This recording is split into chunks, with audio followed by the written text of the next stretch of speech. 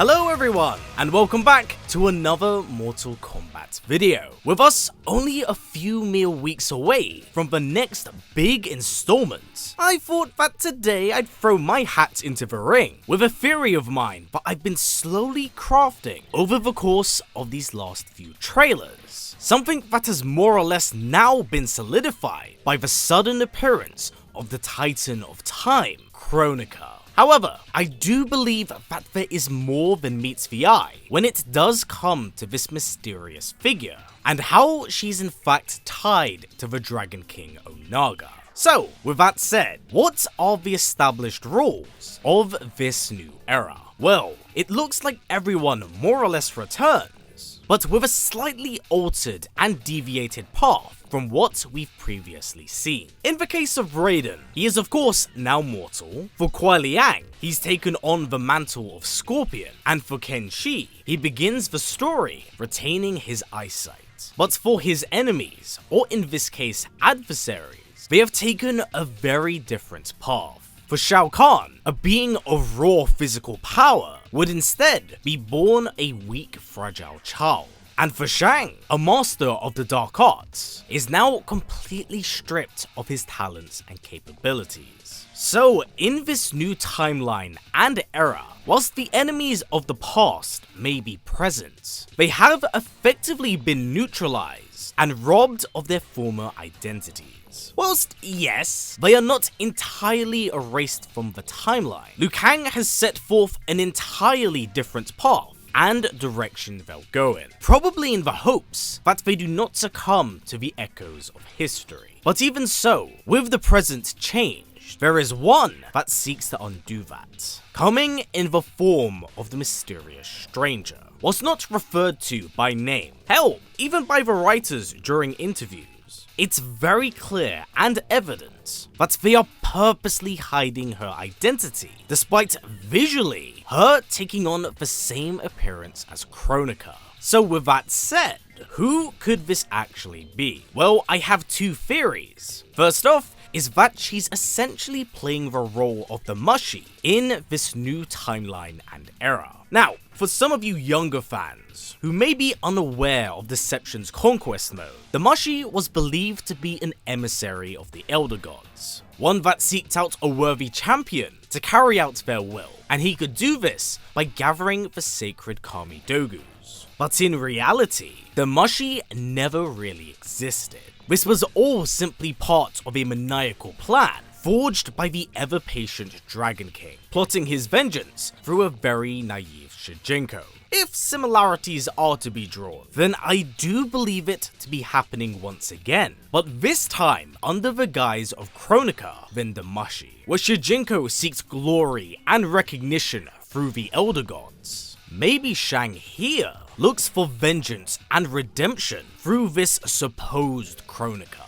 And in fact, both follow quite similar patterns. Shujinko was a fairly ordinary outworlder, with what I would say was average fighting capabilities. But through the Mushi is where his talents emerged, being granted the ability of mimicry and harnessing other fighters' abilities. So I think a very similar thing is happening here, with the restoration of Shang's abilities. As narratively, I think this makes a lot of sense. Plus, I do not believe Shujinko's appearance to just merely be a coincidence here. Cameos kind of work on a pseudo-canon basis, where some are narratively interwoven to the plot, but are not integral to the overall story. Kind of like what we've already seen from Motaro. And from what we've seen of Shujinko, he still retains his chameleon-like abilities from the Rulers of Outworld trailer, maybe already softly confirming that he has been reached out to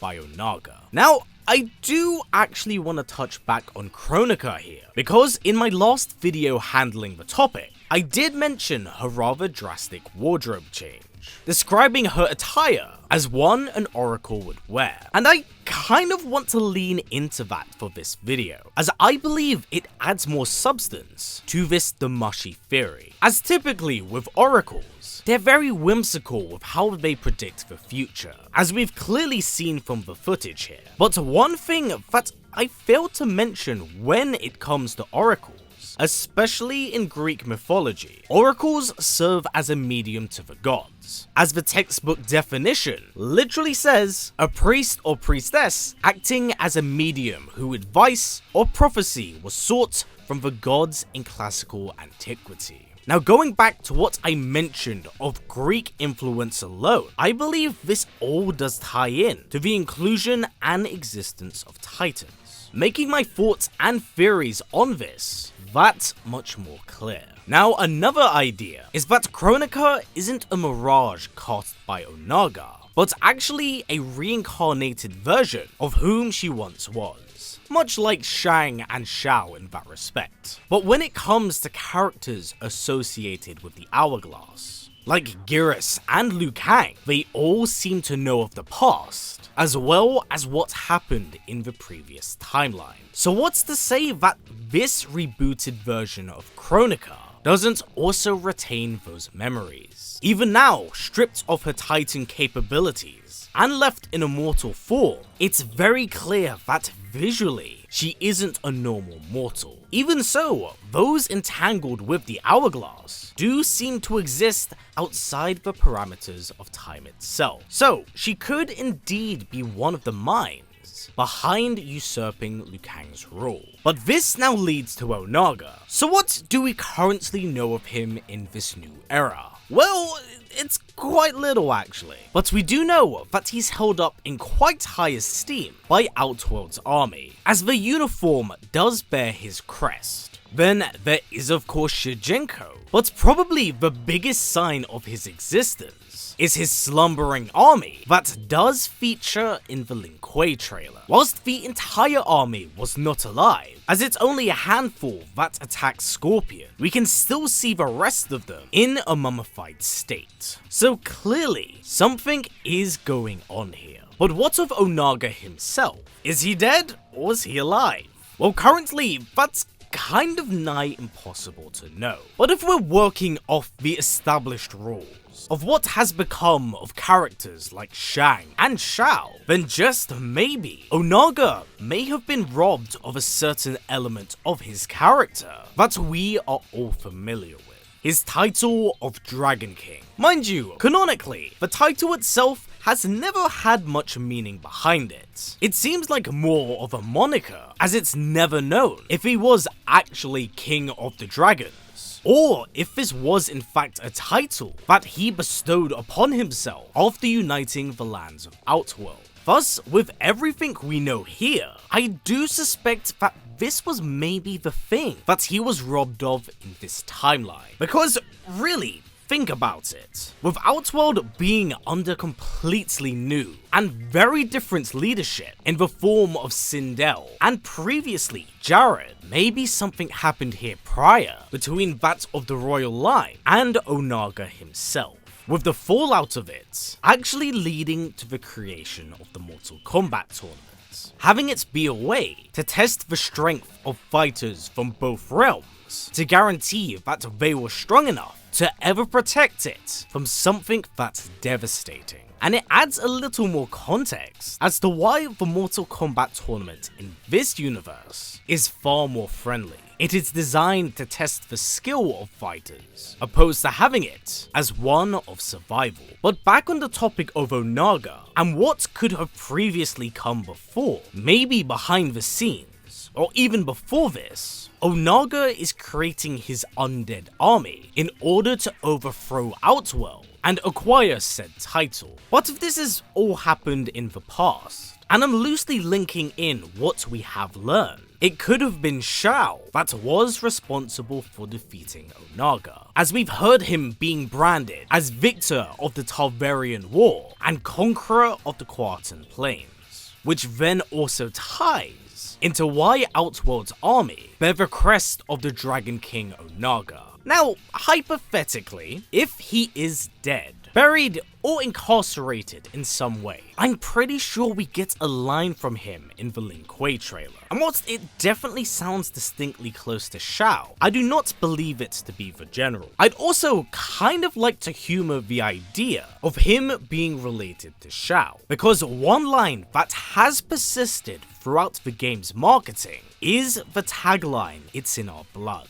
It's been a reoccurring event through each and every trailer. So if we're looking at the ideas of old, then it's very well possible he could be looking at Shao as a way to return, as even he is in direct opposition to Sindel. And hey, if you really want to get nuts with this idea, maybe even Lu is viable, as they have previously teased that he may ever so loosely be related to the Dragon King, hence his own dragon-like abilities.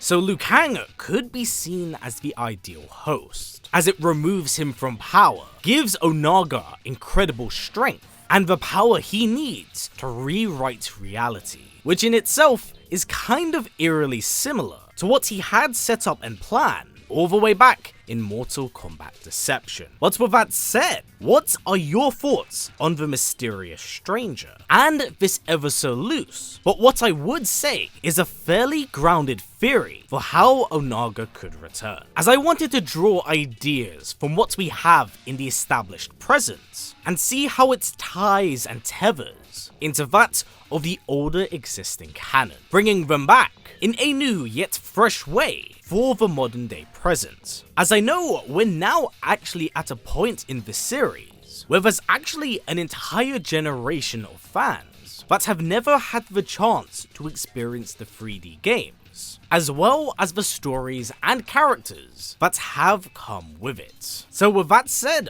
by all means, go buck wild down in the comments below with some of your own theories for Mortal Kombat 1's story, and what you think is going on with Kronika, as well as Onaga. Because if I'm right, then so far, they've only shown us the first half of the story. The rest, it's simply lying beneath the surface, as we slowly chip away at its lore and very rich exterior. So with that said everyone, that has been it for me. Stay strong, stay well, and keep on fighting. Take care. I'll catch you all in the next one.